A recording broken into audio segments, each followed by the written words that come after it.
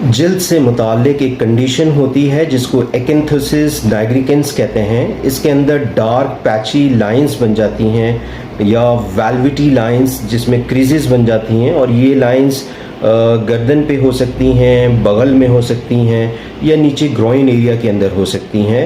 آپ جانتے ہیں یہ ایکنتھوسس نائگریکنس کس وجہ سے ہو رہا ہے؟ یہ جسم میں انسولین کی ریزسٹنس کی وجہ سے ہو رہا ہے، یا آپ پری ڈائبٹیز میں ہیں، یا آپ ٹائپ 2 ڈائبٹیز ہے، اور کچھ ایسے حضرات جن کا وزن زیادہ ہے، موٹاپے کا شکار ہیں، ان کو یہ علامات آ سکتی ہیں.